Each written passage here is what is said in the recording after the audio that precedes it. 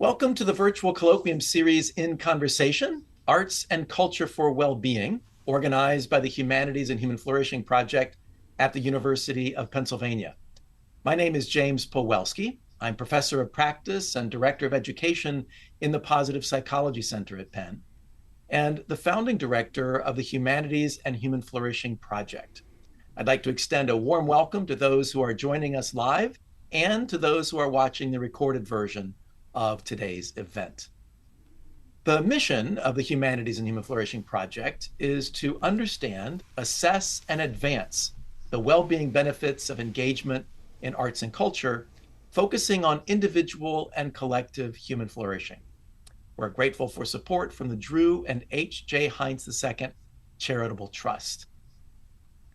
You can find out much more about the Humanities and Human Flourishing Project, including our publications and how to sign up for our free newsletter, on our website at www.humanitiesandhumanflourishing.org, which Catherine kindly has just posted in the chat. Thank you, Catherine. Today, we are thrilled to continue with our colloquium series, which features presentations by and discussions between scientists and practitioners on topics concerning the arts, culture, and well-being.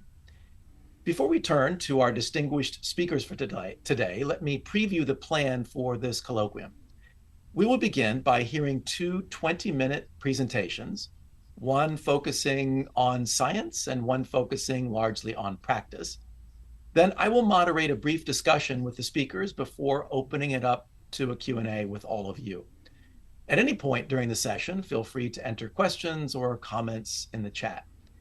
If we'd like to share these verbally, please wait until we open it up for audience participation toward the end of our time together, and then raise your Zoom hand.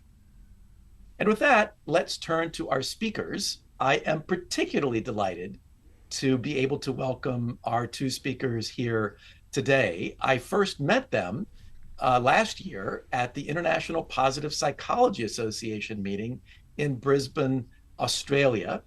And I was so delighted and impressed by them, their work, their presentations, that we've invited them to join us today. And instead of joining us today, they have joined us tomorrow. So in Australia, it's actually not today, it's tomorrow morning. It's very early tomorrow morning. I understand it's just barely 7 o'clock in Australia. That's right, coming to you from the future. Coming to us from the future. We'll be curious to see how the future looks. Because there's a lot going on these days. So it's always reassuring if the future is going well. So with that said, and that bit of extra gratitude to our speakers for getting up so early and joining us so early, it gives me great pleasure to introduce our first speaker, Genevieve Dingle. Genevieve is a registered clinical psychologist and professor in the School of Psychology at the University of Queensland in Brisbane, Australia. She has a teaching and a research role where she teaches undergraduate and postgraduate students in courses about psychopathology and psychotherapies. Her research has focused on how groups and communities influence mental health and well-being. She's interested in non-clinical groups such as choir singing and other arts-based activities that support people's social connections and well-being, also known as social prescribing.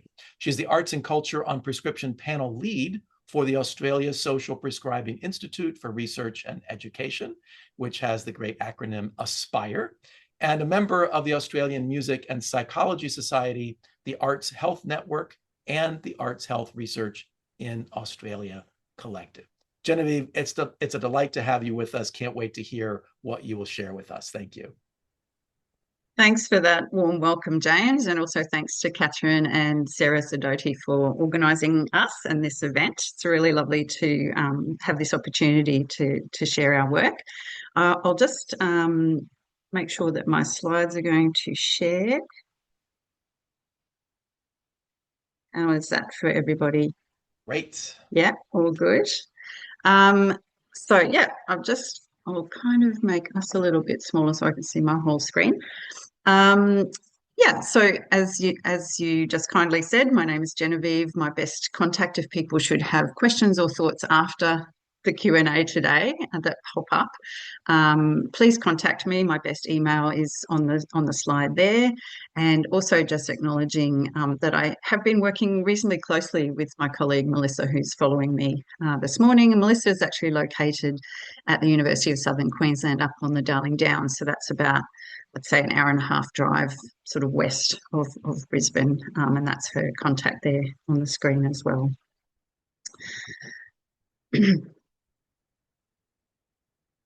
Okay, so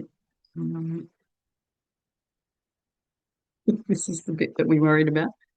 Okay, yes. Did that just change for you, the slide? It did, yes. Good. Okay, perfect. So we usually start in Australia, at least, we usually start our sort of public meetings and talks with an acknowledgement of country. So I would like to say that on behalf of the University of Queensland, I acknowledge the traditional custodians of the lands that I'm on, which is in Meanjin, Brisbane, the Yagara and Turrbal people, and I pay my respects to their ancestors and descendants who continue cultural and spiritual connections to country. I recognise their valuable contributions to Australian and global society.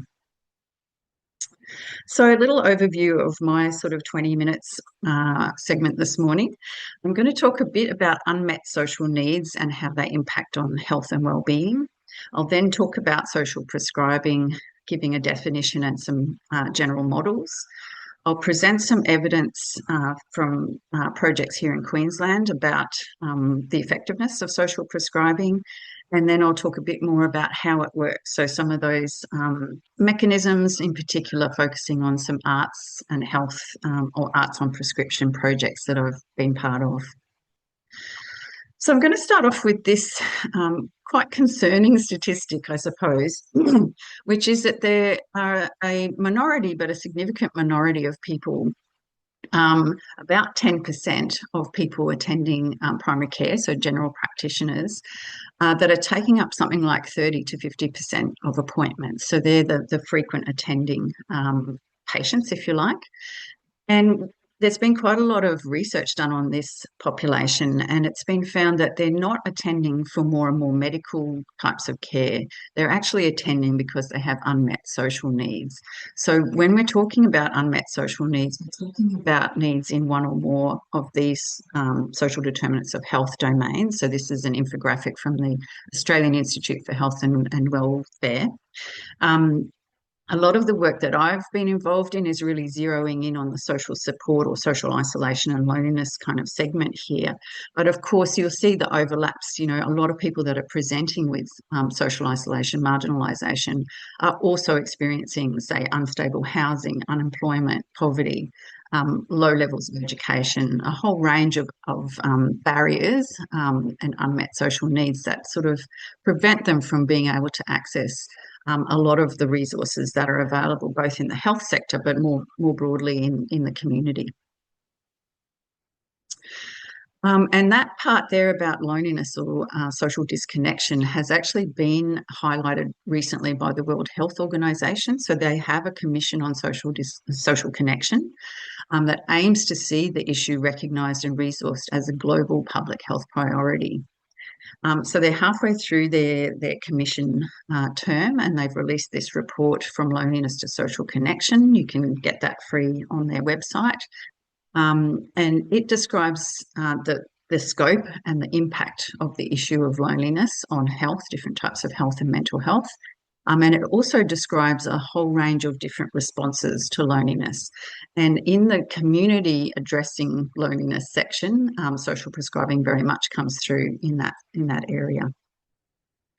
So what is social prescribing? It's been defined as a non-medical health pathway in which patients are referred to social activities and services in the community that can improve their health and well-being through the mobilisation of community-based activities and people, just different resources. There are three kind of general models of social prescribing. There's the light model, where, say, a GP or another health professional really just tells their patient about a specific community group or service, and they're signposting it to them or perhaps providing them a website or a brochure or something like that. In the light model, there's no further support. So it's up to that person to overcome whatever barriers might exist for them to go and engage in that activity or service.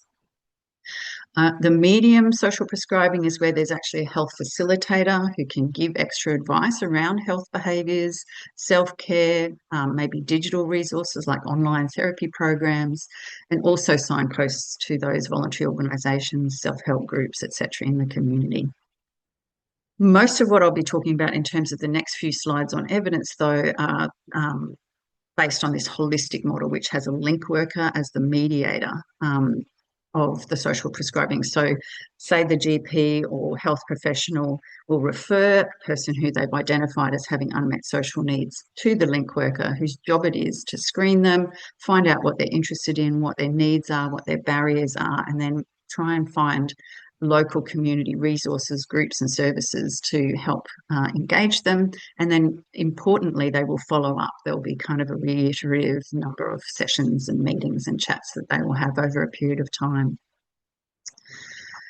Just a little quick word on referral sources. So if you've read anything about social prescribing, particularly in the UK, which is sort of ahead of the game, at least in the Western industrialised world, their social prescribing is very much embedded in the NHS. So it's a very GP or primary care driven process.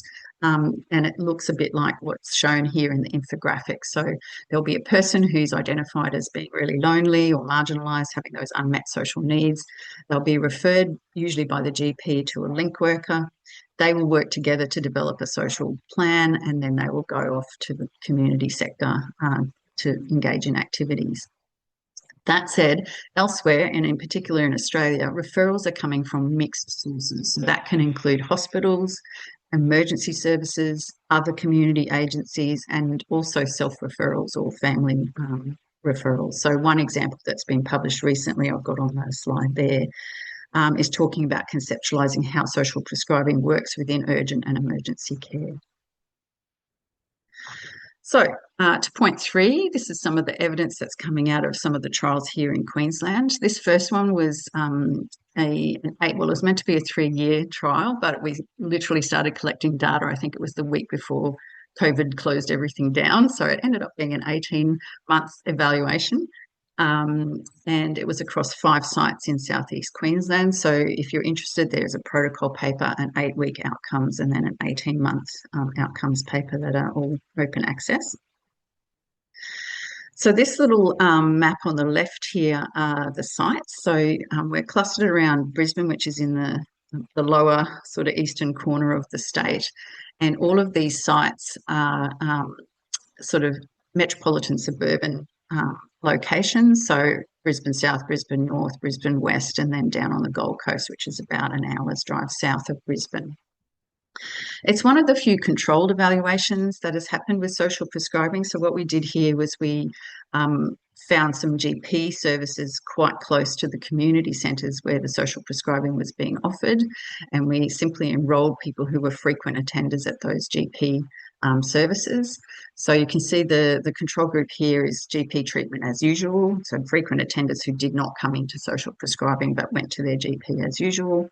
So we had 63 here in the social prescribing programs in those different locations and 51 in the treatment as usual, and followed them up at 8 weeks. At the 18 months, we just tracked down as many of the social prescribing folk as possible to find out what happened over the longer period of time. And as I said, there was quite a lot of interruption in the data collection here because of opening and closing centres and services and groups due to different waves of COVID. So this sort of snapshot here shows you both the small arrows are what happened at the 8 weeks, so the early outcome point, and then the larger arrows is what happened at the 18-month outcomes. So just to summarise, we didn't see very much happening by 8 weeks. We had a couple of significant changes on loneliness and trust, but nothing else had reached significant by that early stage. And I think that makes sense when you think about social prescribing as being very relational, and it really does require building relationships with a number of key people, the referrer, the link worker, and then one or more community facilitated programs. That takes a lot of time for people to make that trusted relationship and then to embed themselves in the community. So not a lot of outcomes were happening by the 8-week point. In fact, a lot of people hadn't even found a suitable group at that time. However, when you look at the longer term outcomes, the 18-month outcomes, you're seeing quite significant shifts in all of those outcomes. So loneliness, psychological distress symptoms, perceived health, trust, and well-being. So what we take away from that is it is effective, but it does take a while to sort of work, if you like.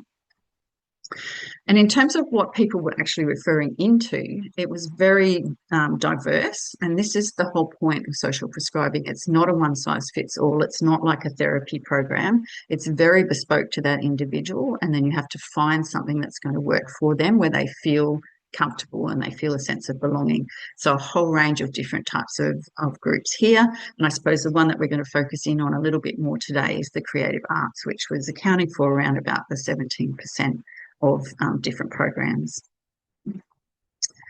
In this second trial, which is not openly published yet, but there is a trial report that's available online. This was led by my colleague, Dr. Leah Sharman, who's shown it on the left in the slide, and also with the help of Ali Jones, who's also shown there. This one was an evaluation of the Brisbane North Primary Health Network social prescribing trial. So this one was federally funded through the Primary Health Network in a large regional area to the north of Brisbane, and it was operated by Footprints Community. So the link workers were Footprints Community employees that were embedded into this social prescribing project. So here's again the map of, we're down here right at the bottom in Brisbane. There's a very large area to the north that you can see in the red outline there. So it covered some urban areas around sort of Caboolture out to Redcliffe, but also very much into quite remote and regional areas around Kilcoy out into sort of, I guess, farming areas up there. Here, this was a single arm trial. You can see that down the left of this infographic were the number of referrals, so 306 referrals, and that was their characteristics. On the right, you can see the number of people who actually engaged, who picked up their referral, who answered the phone to the link worker, who went in and actually engaged. So you can see that not everybody understands what the referral is about, not everybody was interested, but we had data for the 233 that did engage with the program. Here are just some selected 2-year outcomes. So again, we're finding really positive outcomes. This is at exit point, which was different for each person. It was sort of a 12-week standard, but they could continue if they had more unmet needs. So you're seeing really good changes on loneliness, social isolation. Down the bottom here, really good changes on things like trust, readiness to join social programs in the community, readiness to receive support and give support. And also on the top left there, satisfaction with different types of health, so physical health needs, psychological and social health needs between pre and post. And this is sort of very new. So this is a snapshot of the current trial that I'm helping, or I'm leading the evaluation part of it. This is a 10-site trial all around different areas of Queensland, some quite rural and remote areas again. And this one is aimed at families with children aged 0 to 18. So some of them are parents, some of them are young children, and some of them are sort of adolescents. So it's quite a complicated picture here. So we have got the link workers that are embedded into community neighbourhood centres around these 10 sites in Queensland. They're busy building the social infrastructure, so going out into community and making relationships with health professionals, teachers, early childhood educators, and people who are running different activities in community out there.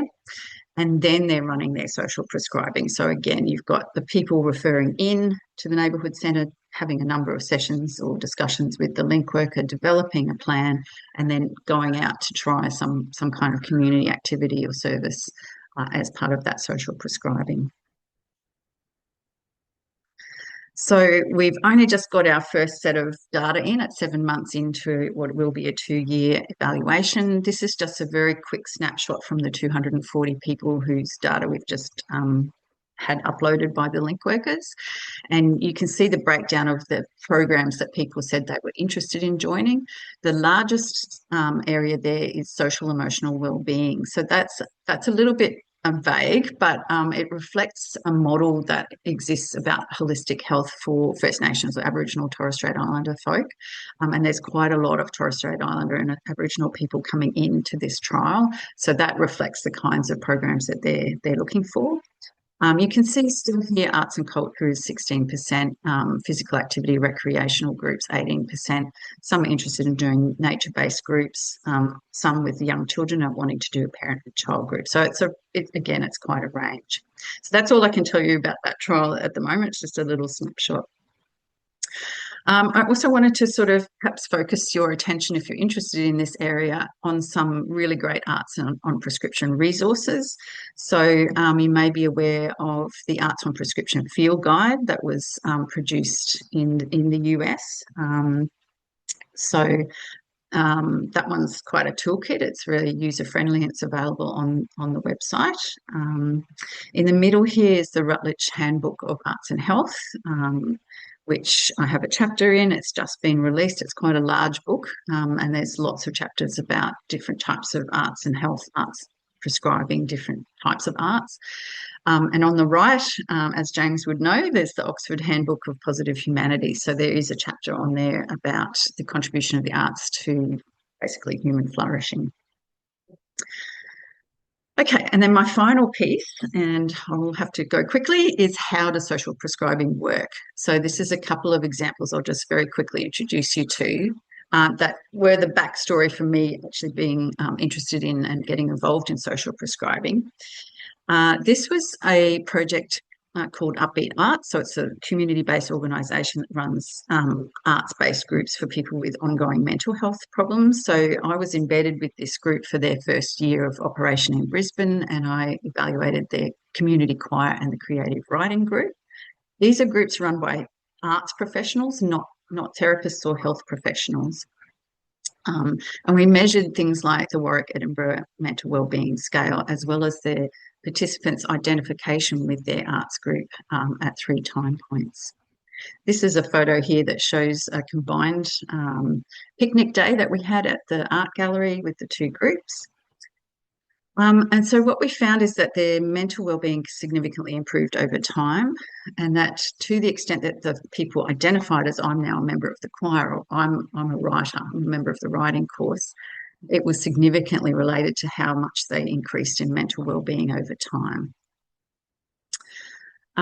So that's what is showing in the left. This is the Warwick Edinburgh scores over time according to levels of identification. You can see the flat line, dotted line in the middle is that if people really didn't identify as a member of the group, they really didn't get much benefit, whereas the sloping line in the solid line there is the high identifiers. So they really embedded and had that strong sense of identification. On the right here, this just reinforces that it didn't matter what they chose to go to. Both of them had an equivalent sort of increase in mental wellbeing over time.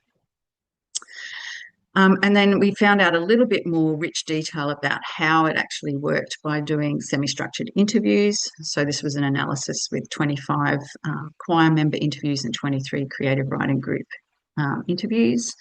And you can see the really big themes that came through were here. So things like belonging, support, self-efficacy, positive emotion, and purpose. I'm running short of time, so I won't read them all out to you, but I might sort of just read this one down the bottom here. Being part of this group definitely helped my mental health in terms of giving me a meaningful group to attend. So that just sort of describes what that feeling of identification is like. And I've just circled here the things that will resonate with people from the positive psych sort of frameworks, because it's very closely aligned to the PERMA model sort of structure. Okay, and there's a couple of papers coming out of that trial.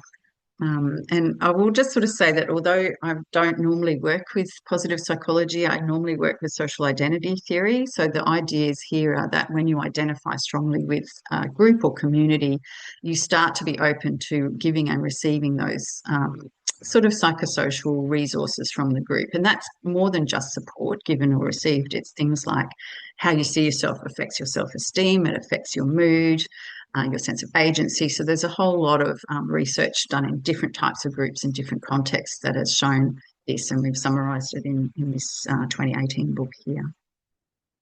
I was going to now tell you about a different group, but I think my time is up. So just to quickly say that this is an international student choir that we're running at the university.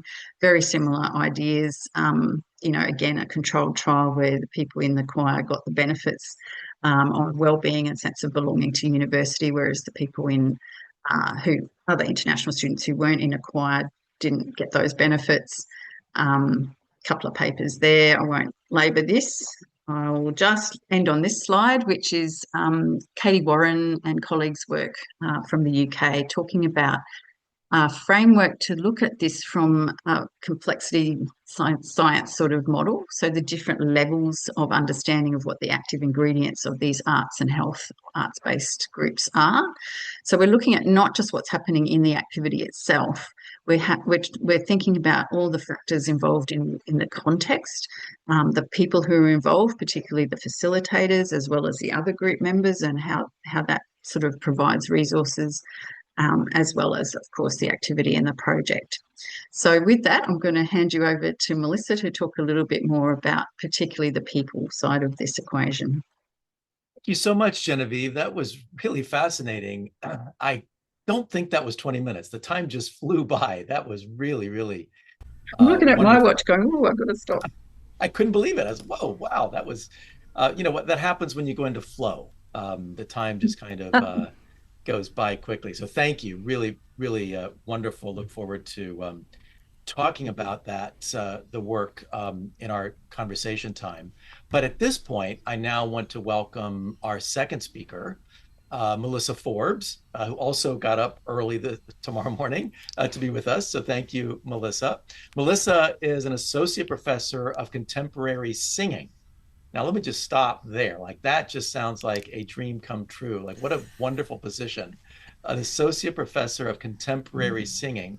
Although to be able to do that well, you'd need to have a voice like Melissa's, not a voice like mine. So it's good that she has that position and not me. In any case, she's at the University of Southern Queensland and a leading advocate for the transformative power of music, particularly singing. Her music career spans performance, higher music education, research, and community engagement. Melissa's work bridges research with practical community music leadership, demonstrating music's role in supporting social health. So Melissa, delighted to have you with us. Looking forward to your presentation. Thank you so much, James. Can I get confirmation that people can see my slides? It's working on it, Melissa. It's just almost there, I think. There we go. Now it came through. Yes. Great. Excellent. Well, good morning or good afternoon to everybody, and thank you so much for having me. I've been really looking forward to this conversation. So before I begin, I want to also acknowledge the traditional custodians of the lands where I'm located. So that is the Gayabul and Jarawar peoples. And for millennia, these lands have been places of dreaming, of creativity, of knowledge creation. And we still have so much to learn from our First Nations people, and they maintain a deep connection to their country through storytelling, dance, and music and art. So thank you, James, for that introduction, and thanks, Jen, for your wonderful presentation. My talk actually picks up on that last slide, on that very last slide. So what we're going to focus in on in my presentation is one of those factors that's identified as being key to the success of something like an arts program in the community. And that factor is, of course, the musician who leads the activity. So I'm going to explore what I think is a bit of a shift happening in terms of the work that musicians do. It's this shift from performance to music on prescription, or leading music in community. So it's requiring musicians to reimagine their role as not the sage on the stage who knows everything about music, but somebody who steps down from the stage and into their communities to help people connect and to feel a sense of belonging. So we're going to explore this transition from performance to prescription through the lens of leadership, specifically positive leadership, to understand how musicians can develop these capabilities that are needed for this really specific context of health-focused work. Okay, so tell me if my slide moves forward.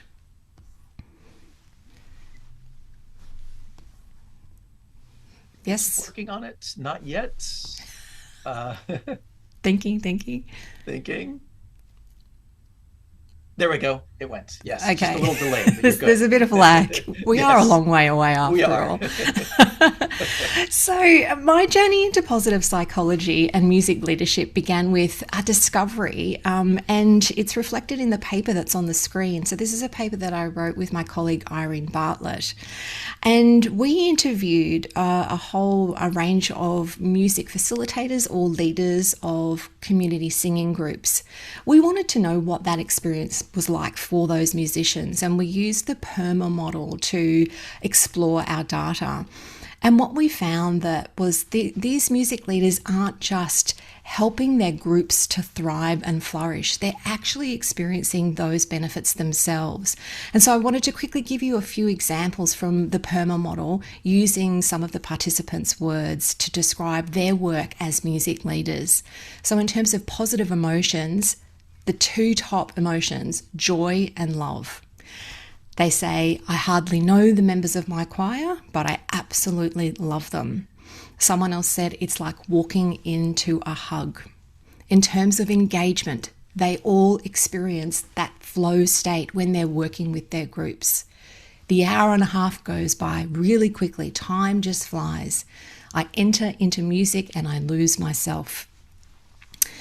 In terms of relationships, I love this one because facilitators describe their relationship with their groups as like family. They're all friends in a way, and I don't say that lightly. That was what one leader said. Another one said they're like old mates. And the part I really love the most is this. They say that there is a sense between themselves and the group and within their groups of a total unconditional acceptance. It's a judgment-free zone. Wouldn't we all love to have relationships like that in all parts of our lives?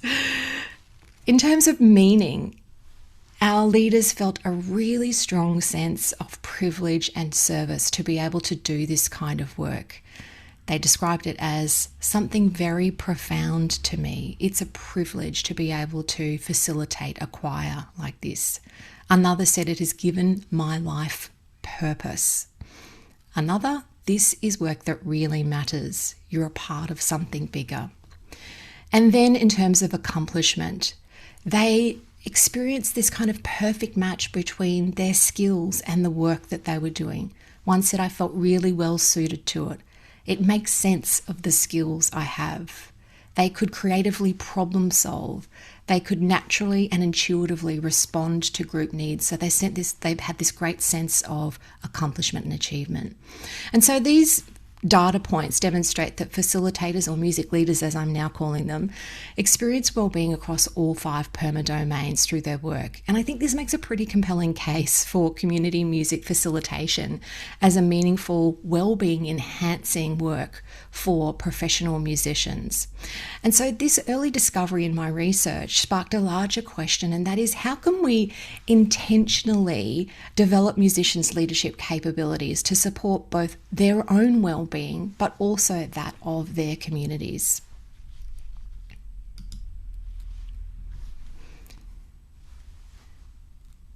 So for most trained musicians, working in community health contexts, or as we're saying, on prescription, it represents a pretty profound identity shift.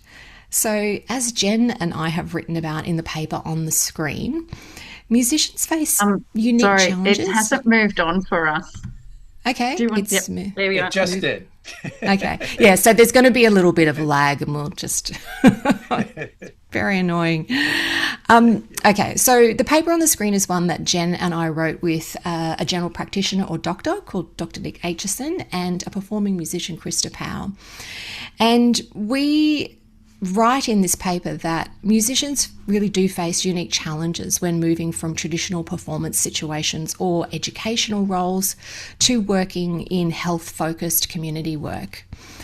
And as we know, formal training of musicians often prioritises, performance or teaching with a lot less emphasis on socially engaged practice.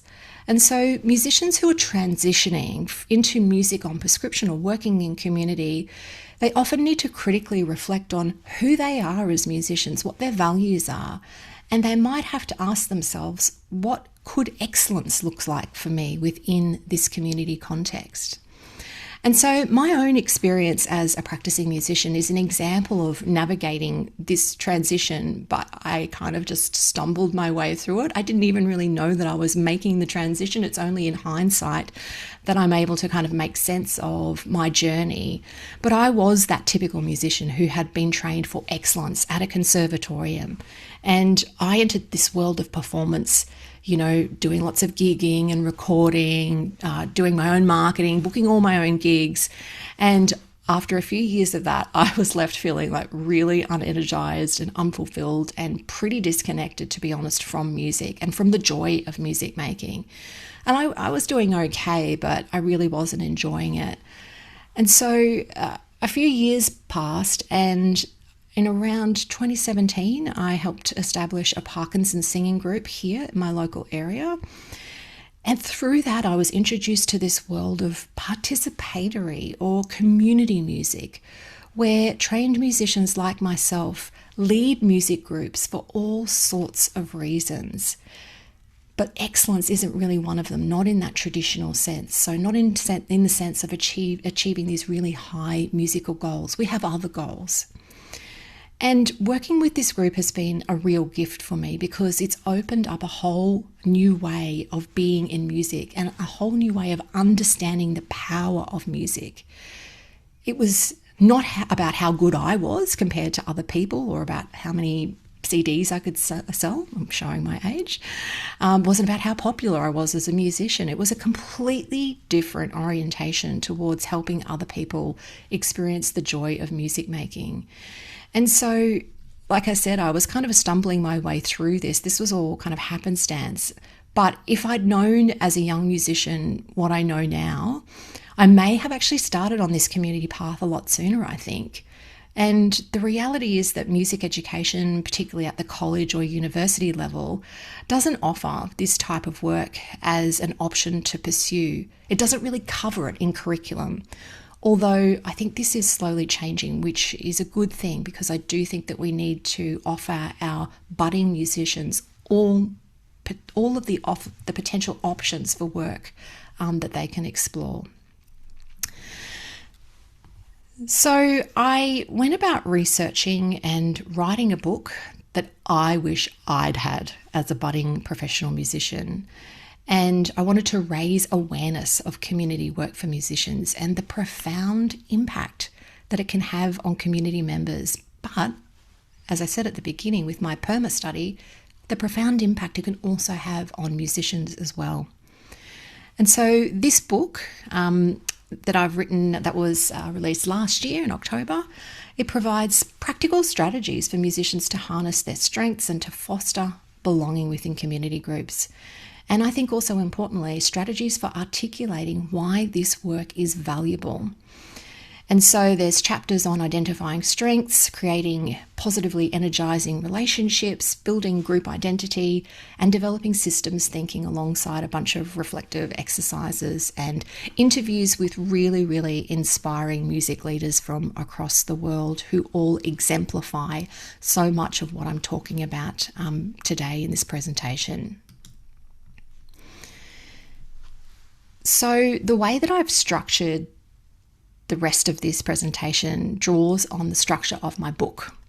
And so I use Daniel Goleman's triple focus for leaders as a way to structure my book. And it starts with this idea of inner focus or self-awareness, or what I call self-leadership. And then we move to focusing on the people that we're working with, so focusing on others. And then finally, we have this idea of outer focus, having an awareness of the context in which you're actually working, having an understanding of the systems that you're working in. And that's probably something that most musicians very rarely think about. So I'll talk more about that in a minute. So, self-leadership. I drew on the positive self-leadership capability framework, which was developed by Marietta Duplessis. And it involves 3 interconnected phases for building self-leadership. And phase 1 is all about building self-awareness. So how can musicians develop their awareness of their personal resources? Do they actually know what their signature strengths are? What are their values and their unique talents? And how can we match them to satisfying work in the real world? Self-awareness also incorporates identifying support systems or networks or existing resources that people can draw on when they're making this transition into a different way of working in music. Phase 2 of this capability framework is around developing competence. So setting some realistic goals and reflecting on your values and aligning those 2 things, really, really important. Engaging in regular self-reflection on your abilities, strengths, and how you can grow, and then developing constructive thought patterns around reframing challenges. So I've already mentioned one of the big challenges here is that as musicians we are kind of steeped in a culture of perfectionism, unfortunately, a lot of the time. And so we do have to kind of reimagine what excellence or what a really high standard might look like in a community setting when you're actually working with people who aren't trained musicians. So that's a big leap for a lot of people. And then finally, phase 3 of self-leadership is having this as a sustainable practice. So stopping every now and then and celebrating your achievements, no matter how small they may be, and even if no one else notices. And that's another thing I think that, musicians are very much focused on getting external praise or validation. Updating your strategies as things change, and then gaining different perspectives by speaking to mentors and peers and getting feedback about what it is that you're doing. So not working in isolation, which unfortunately a lot of musicians and community arts workers are doing at the moment. I also included in the book a section on musician self-care. I think this is a really important aspect of self-leadership. And I won't go into too much detail here, but probably the most important aspect here is maintaining boundaries, especially when you're working with vulnerable populations. So again, as you can imagine, a performing musician may not have any experience working with people who are socially isolated or maybe experiencing mental health challenges, for example. And so this is something that is a very important practice to build. And one of the facilitators that I've spoken to said you have to create a reasonable boundary between your own emotions and their emotions. And so this may be a new thing for a lot of musicians. In my book, I incorporate positive psychology interventions to encourage musicians to engage in those, to take care of themselves. And then also knowing when it's time to actually seek professional support, when you might actually be out of your depth or out of the scope of practice. When do you seek support, and who do you seek support from?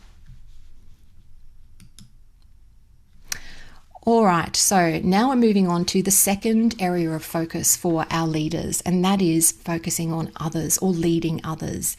And I have found Kim Cameron's framework for positively energizing leadership a perfect fit, or a really natural home for the way that a lot of musicians work within communities. They create environments where participants experience genuine connection and belonging, and they're founding their leadership practice on what Kim identifies as virtuous behaviours. So let's look at this in a bit more detail.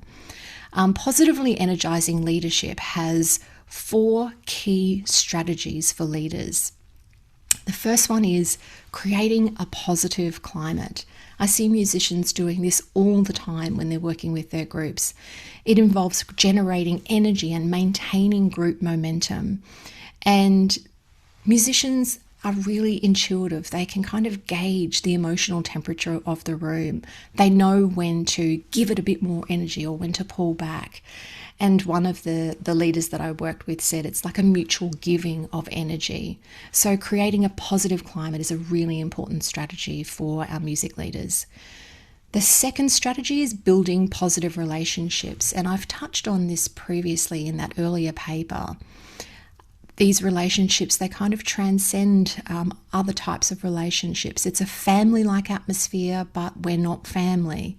And the way that these musicians kind of draw on their virtuous behaviours enables them to build these positive relationships with their group, but most importantly, allow group members to establish positive relationships with each other. And I've heard of examples of people, becoming best mates with, one woman who was in her 80s became best mates with an 18-year-old. People have, become engaged, and all sorts of really amazing stories around this idea of positive relationships that emerge from these groups under the leadership of skilled musicians. In terms of fostering positive communication, this is a really important one too. We need music leaders to adapt their communication to make sure that they're inclusive and empowering their group members. So musicians can tend to get a little bit technical with their language sometimes and use technical terms from music theory, for example, and that's quite alienating to people who don't understand that world.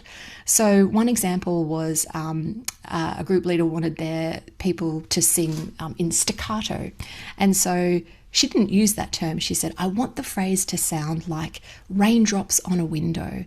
So adapting your language to make sure that you are meeting your participants where they are and using language that connects rather than excludes people. And then finally, this last strategy of positively energizing leadership is promoting positive meaning.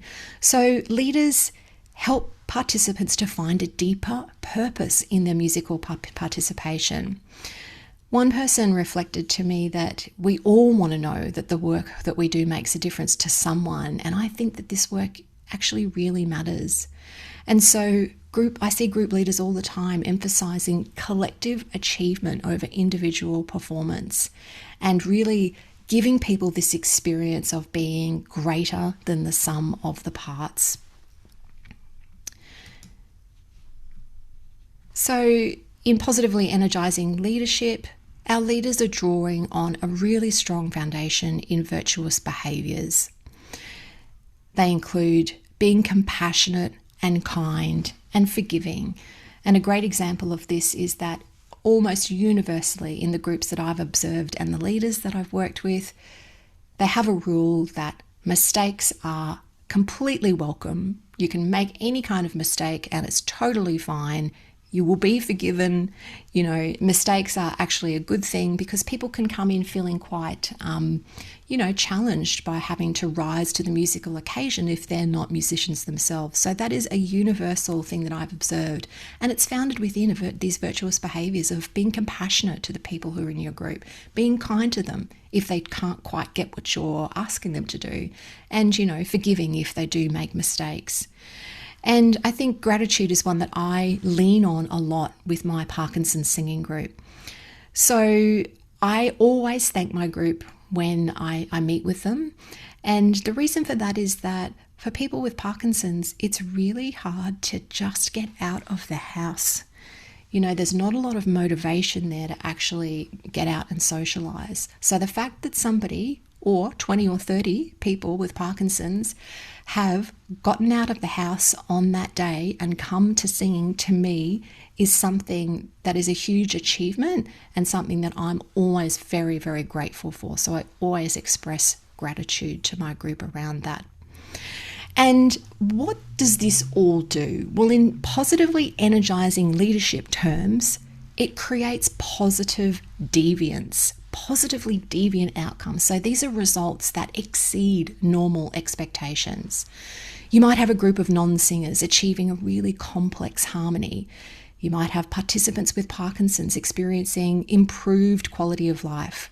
Socially isolated individuals might, like I said, become engaged. Musicians can rediscover the joy in their practice. So I think these are all really wonderful examples of positively deviant outcomes. I love that phrase. Okay, so finally, our last focus for our positive music leaders is this outer focus, this understanding that they're operating within a much broader context. And I think this is one that's really crucial for the sustainability of our practice. So Jen's outlined the social prescribing landscape.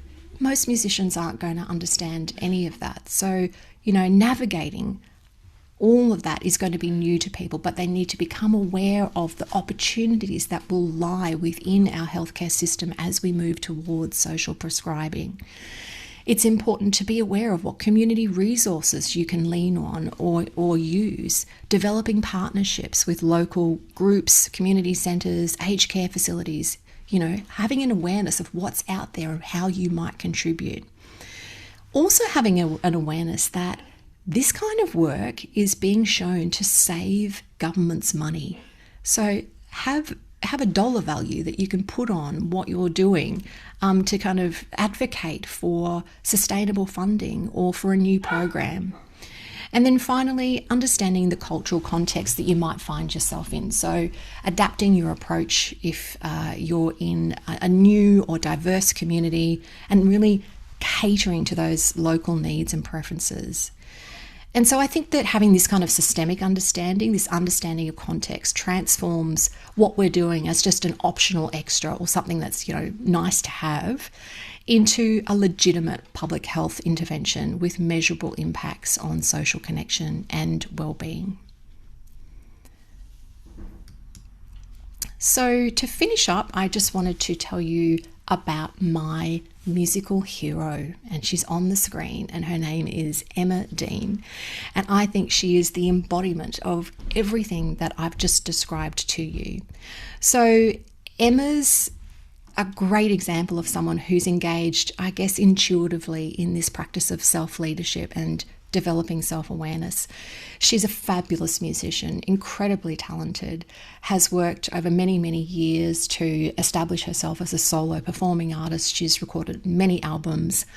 She moved to New York at one point to really try to kind of break through.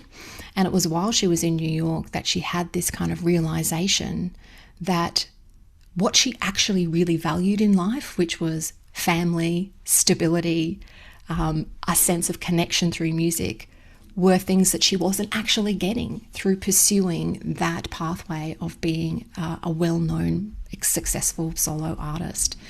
And she admitted to herself that her spark for music had totally dried up. Those were her words. And so she sat with her values and she sat with what it was that she really wanted out of her musical career, and she wanted to connect with people again through music. So she came back from New York and she returned home and started a community choir. And on the screen you can see Emma here working with Cheap Trill, her choir. Well, this was the first Cheap Trill. I think there's maybe now 4, 5 or 6 of them. She's really made a great success out of this transition. And I think she's just a really fantastic example of all of the kind of principles that I've spoken about today.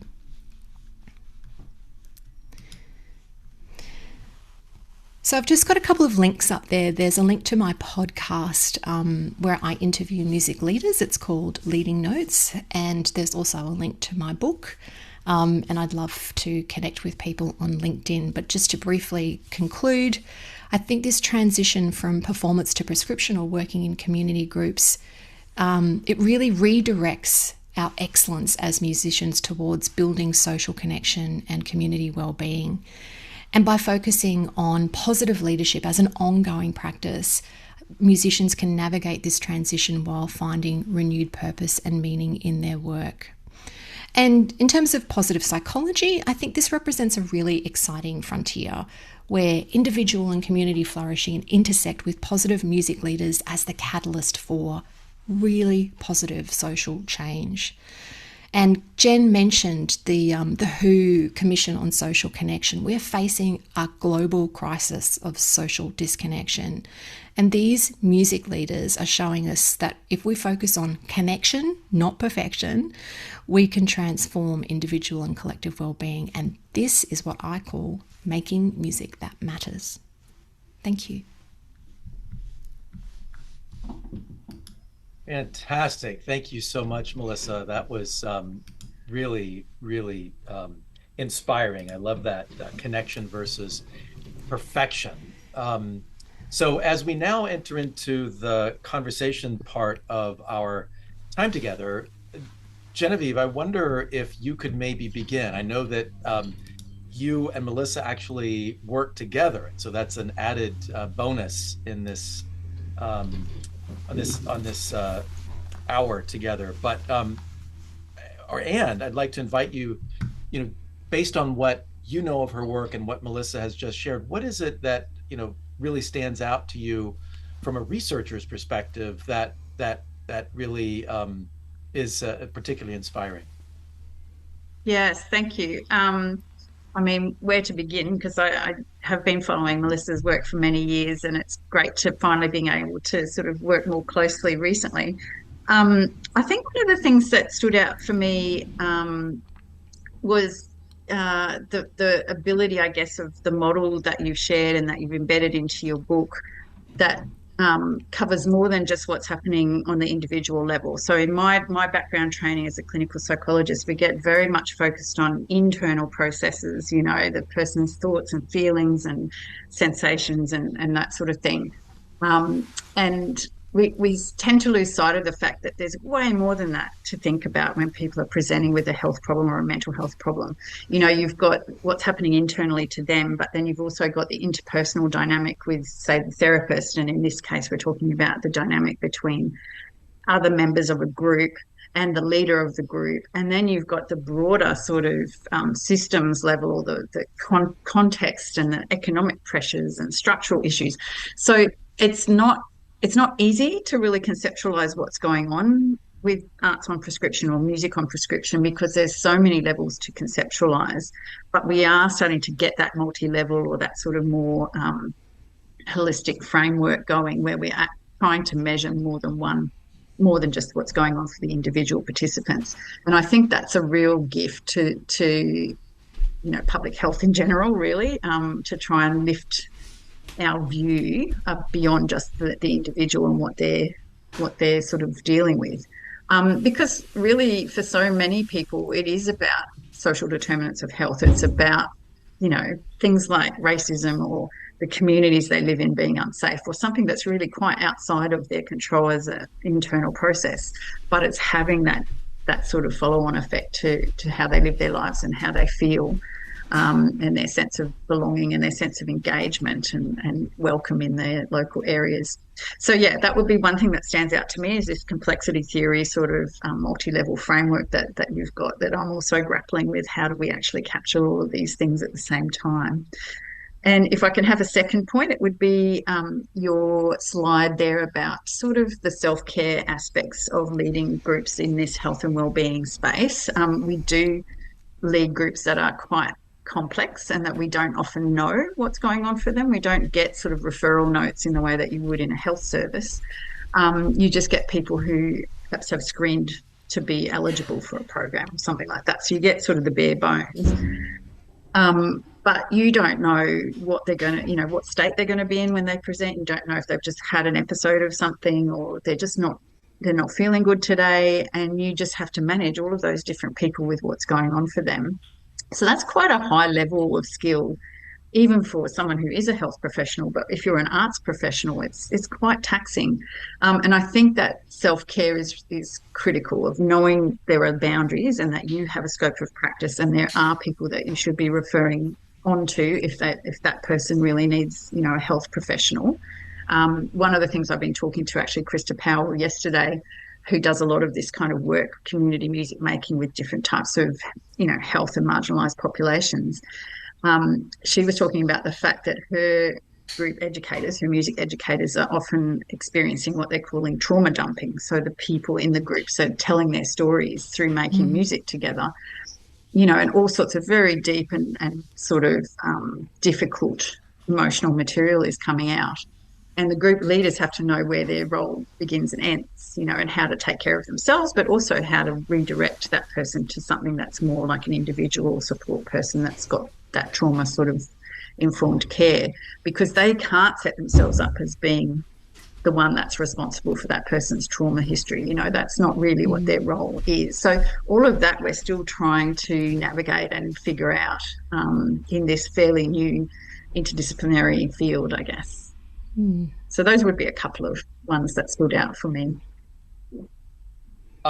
Fantastic. If I could just add on a little bit, Melissa, and then curious to see what your response is. I just had the feeling that you're starting a new profession here.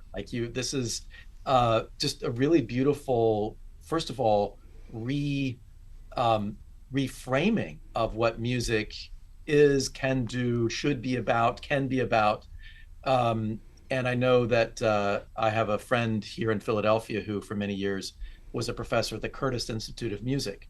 And he said that his students were ones who, they spend their lives studying music, and if they don't become a soloist, they're failures, which is utterly ridiculous. I mean, they're incredibly gifted. They have all these abilities, and probably, as you were saying about Emma Dean, probably many of them, honestly, that's not where they get their greatest satisfaction in kind of following that, But there's this professional kind of expectation of, as you say, the perfectionism and the winner takes all kind of, oh my goodness, this is the new Pavarotti. And I think what you're opening up for us is a very different way of understanding music and its value. Yeah.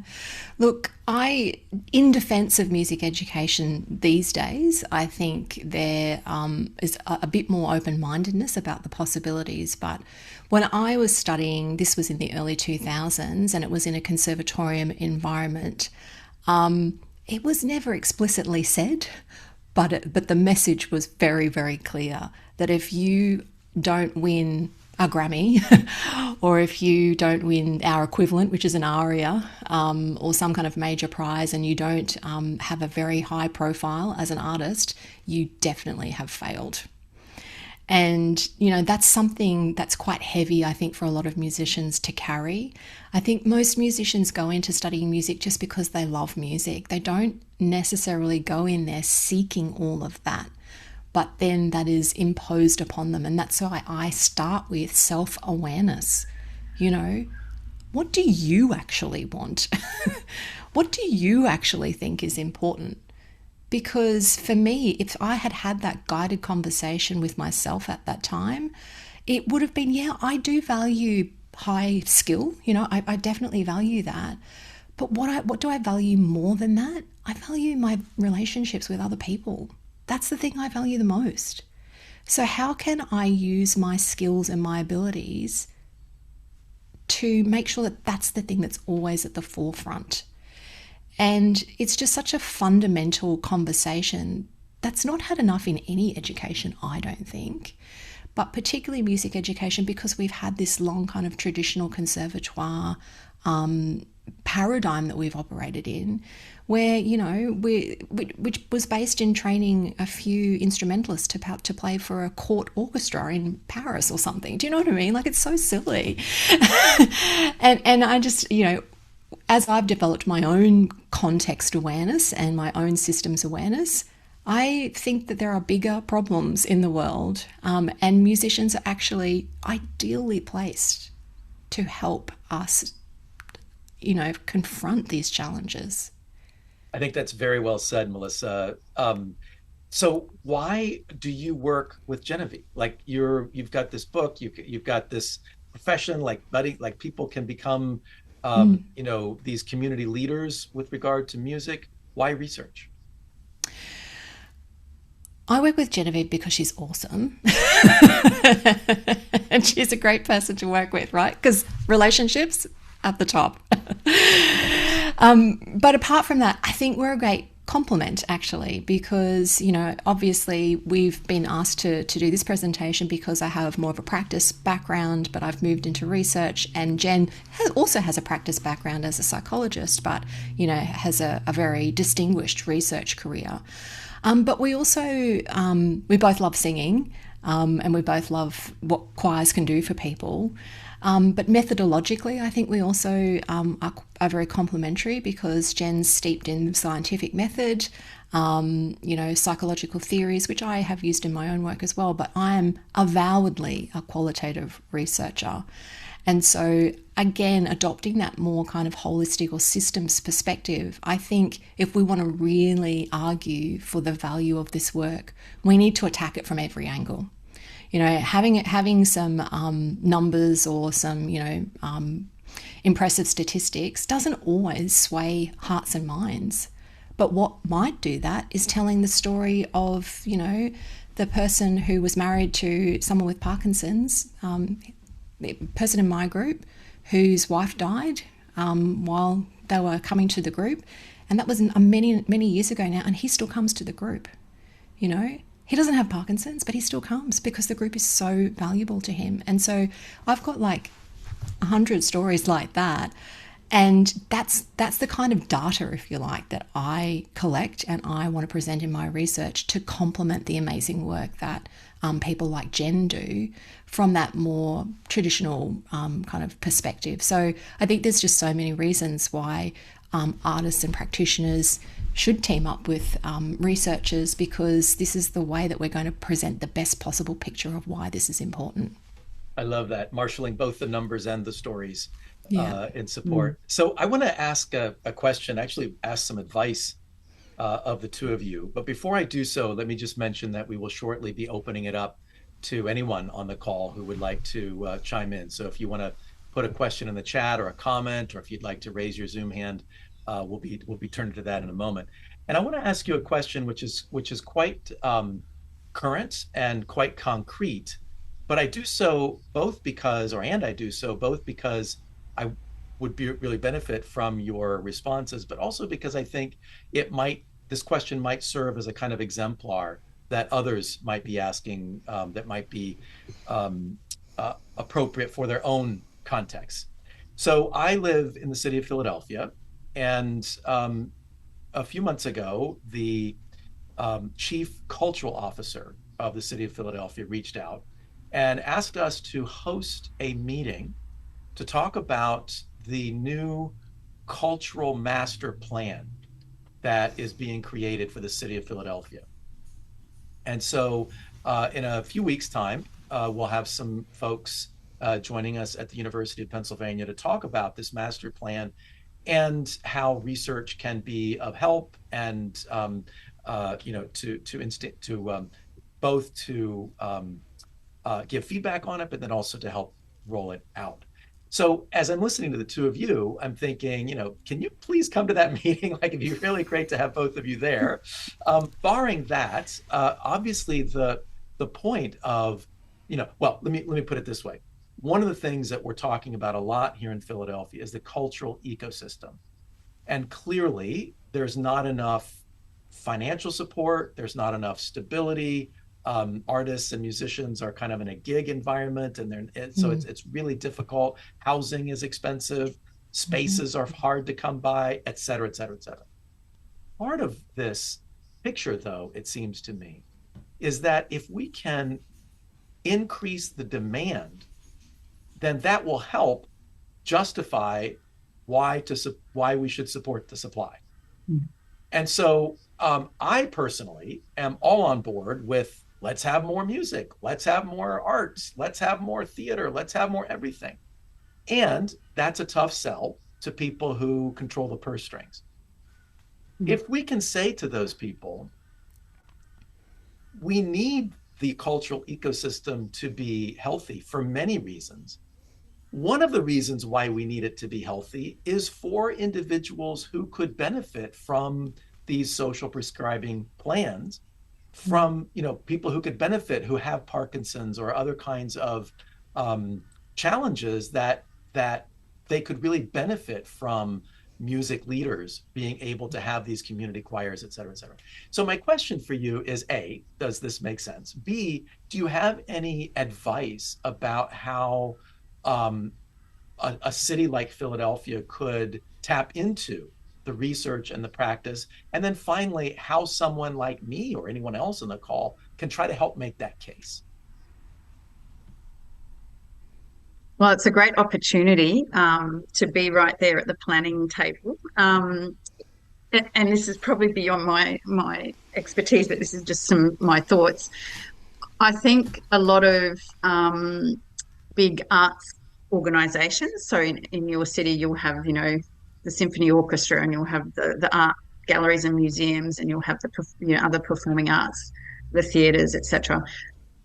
I think if you could assemble kind of key stakeholders from those organisations who are probably already doing, they'll usually have an educational wing or branch where they have school groups coming through, or other types of groups coming through. All they need to do really is pivot their thinking to some of the groups that we've just talked about, like people with Parkinson's, or people who are lonely or have mental health problems, or whatever it is, so that it becomes education and wellbeing as a portfolio for those organisations. So they're funding a person whose job it is to act a bit like a link worker, if you like, in the social prescribing sort of terms.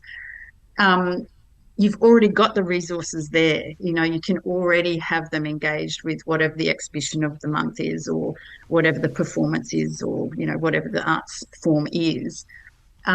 And all you're asking the city or the government people to do is to perhaps fund some social entry ticket costs or something like that, so that you're able to do it as perhaps a trial period where you're collecting data on what difference does it make for those people in terms of their levels of engagement, but also levels of activity, some physical health measures perhaps, or some social connectedness, or whatever your key outcomes are, that can then be valued by health economists as, the payoff, if you like, for doing that. So there are people doing this around the world, and there are toolkits on what do you measure in a very sort of light way. I'm starting to think about some of these citizen science practices myself, and also with Melissa and one of our PhD students, Vicky Boss, where you would have a number of different arts in different locations, and you might have just a simple QR code that people scan when they enter the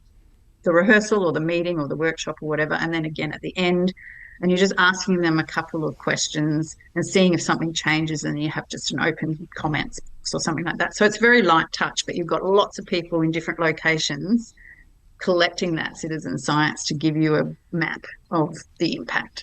So that sort of idea really interests me, and I think we should be doing this at scale. So you've got people in the real world who are collecting ecologically valid experiences, and then you can value what that means to that society, or that, local government area, or whatever you're talking about. So those would be a few thoughts.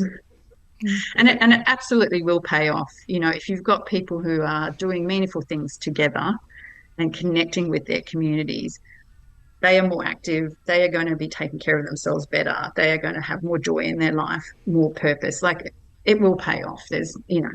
But we do need to collect that evidence to show, to the governments and the funding agents. Indeed. Melissa, curious to hear your thoughts. Thank you, Genevieve.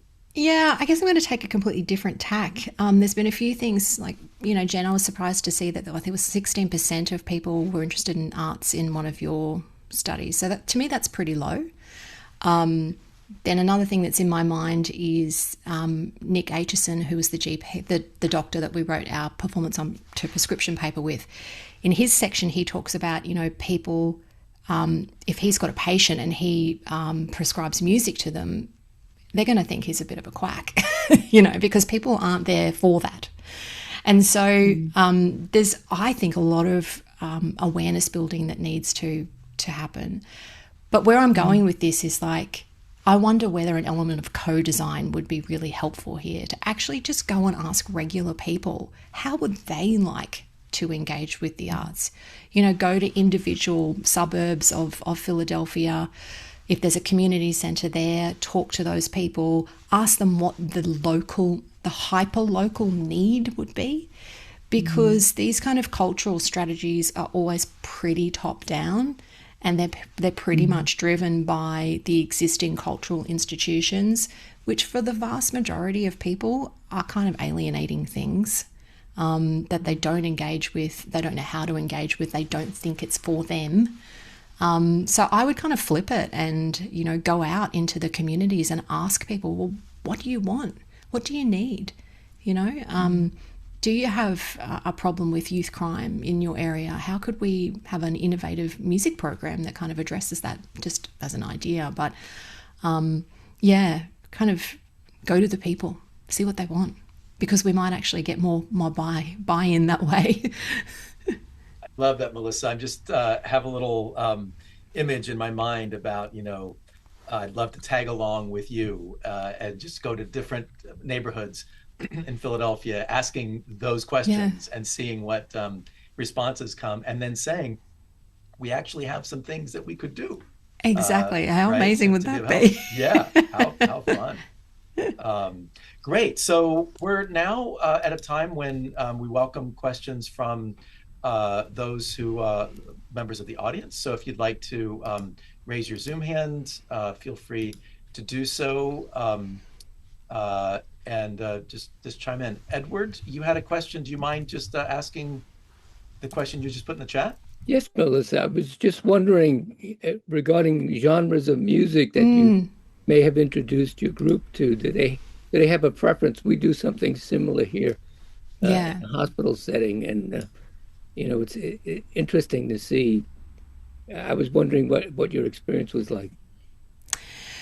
Well, I guess the group is of a certain age. So, you know, we're kind of talking baby boomers here. So we do have a real preference for the Beatles and anything kind of from the 60s and 70s. But I think beyond genre, it's probably more important, again, to give the group the agency to choose the repertoire. And so I would say 90% of our repertoire are songs that have been suggested by group members. And, you know, 10% will be things that the group leaders think might work nicely. So I think that's actually probably the most important consideration in a community setting, is to the extent possible, and it's not always possible because people will suggest things that just aren't going to work. But generally to give them the choice, I think, is probably the best strategy that I've found. Yeah. Because you know that they're going to enjoy it if it's something that they've suggested. Can I jump in there as well? Yeah. Can I jump in there? I've thought about this question quite a lot, Edward, recently. So that university international student choir that I just flashed up quite quickly at the end, we absolutely give the singers the choices. So we actually have a poll and they can vote for what sorts of songs they want to sing. So that does mean that we're quite often singing Disney soundtrack music and sort of K-pop and stuff, which is probably not my choice, but we have been singing this one metal song and we've enjoyed it so much that I've now got this new idea about running a metal mums and dads group for people who have had children but don't want to sing to Bluey and the Wiggles. Do you know what I mean? Like, you don't suddenly change your taste in music just because you happen to have had a family. But I do think repertoire is important in terms of that sense of connection and identification. It was like, is this group for me? Is not just about how nice everyone is. It's also about what we sing and what we sort of stand for. So having agency or choice in the repertoire, I think, is really, really important there as well. And also, as Melissa says, working with the expertise of the leaders to know what's going to work as a sort of, you know, a cappella versus something else as well. Genevieve, it seems that you were talking about identity and the importance of identity, and I know when we spoke in Brisbane after your talk, you were emphasizing that if an individual feels like they're a part of the group, that's such an important key to this. And so that sense of autonomy, that ability to chime in with your thoughts about what is going to be performed seems to be a really important part of that process of getting people into the group. Right?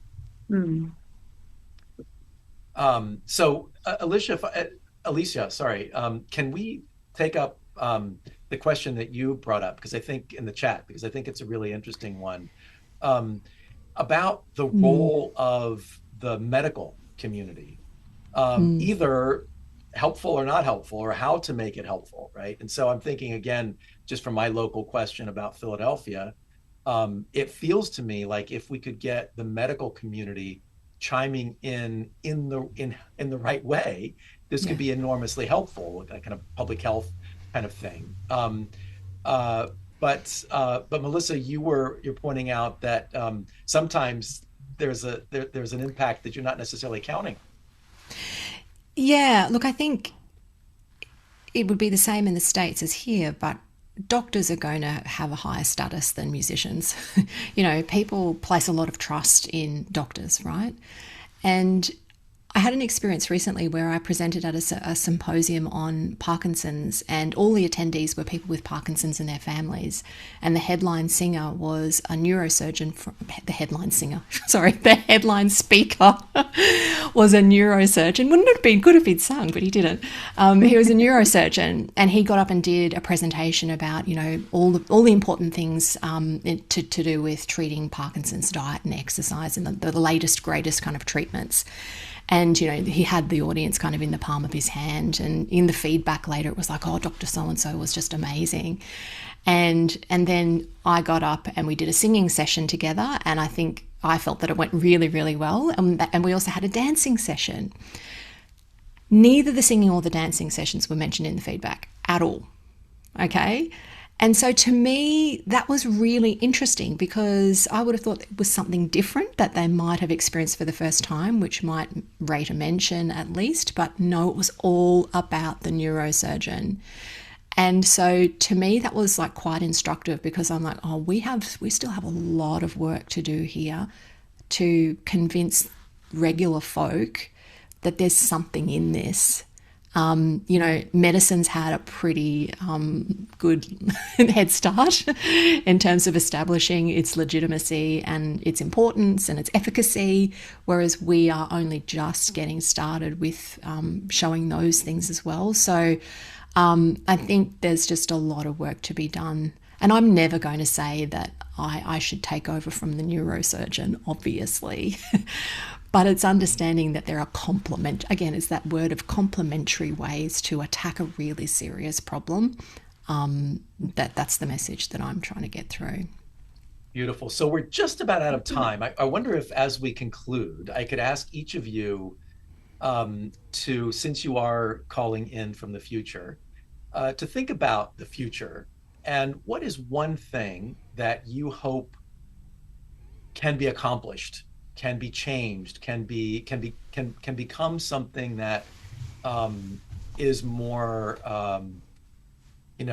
now may seem novel, but you would like in the not too distant future to see something that our communities and our culture adopts. I can have a stab.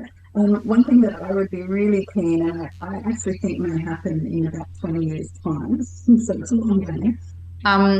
But I think what's happening with the arts on prescription, or the arts and health, it sort of echoes what happened 20 years ago with physical activity and health. You know, there was a time when prescribing people to do more exercise and physical activity was seen as a bit of a head scratcher and not real medicine. And now, of course, it's just common sense and everybody knows it. I think we're going to see arts engagement as a health behaviour in 20 years. And actually, there's a very active group at the University of Florida who have put this on the agenda and have actually published about arts engagement as a health behaviour. Also, people like Daisy Fancourt in UCL in London. I actually think, from my own lived experience and from the studies, some of which I've mentioned today, not everyone wants to do the physical activity. Not everyone is going to take the medication, but if their option is to join an active dance or, singing group or art making, whatever it might be, that also will have those health behaviours involved. It will be sort of like health behaviours by stealth, because what's meaningful to them is that they're standing up and they're taking their lungful of breath and they're learning to listen and they're harmonising and they've got all that stuff. That is also healthy for them. So that's my bit of the future thinking. Yeah, I love that too, Jen. I think I want the everyday person to reclaim their birthright as a creative being. I think that's been completely drummed out of us in weird societies. We think that things like music and art and theatre and the arts are only for the talented few, but they are actually fundamentally human things that every person on this planet can engage in. And so that would be my hope, is that we can go back to the future, actually, and back to the way that things used to be, where we might all stand around the pianola and have a sing, you know? So yeah, that's my dream. Hear, hear. Well, I certainly hope that the future that you envision, both of you, does come to pass. Coming back to the present, unfortunately, this brings us to the end of our time together at this point. But I want to thank again, thanks to you, Genevieve and Melissa, for joining us today and giving us such thoughtful presentations and insightful possibilities for the future. So feel free to add any words of thanks. Thanks for having us. Yeah, it's been great. Absolutely. Great to have you here. So thanks also to Catherine Cotter, Director of Research, and to Sarah Sidoti, Associate Director of Operations in the Humanities and Human Flourishing Project, for all of their work behind the scenes. And finally, thanks to each of you for joining us today. It's been terrific to have you with us. For more information on this and other upcoming colloquium sessions, we invite you to sign up for our free newsletter, which you can do, again, by visiting our website at www.humanitiesandhumanflourishing.org. And we look forward to further connections and conversations. So thanks again for joining us today. We look forward to seeing you all again soon. Thank you, and be well.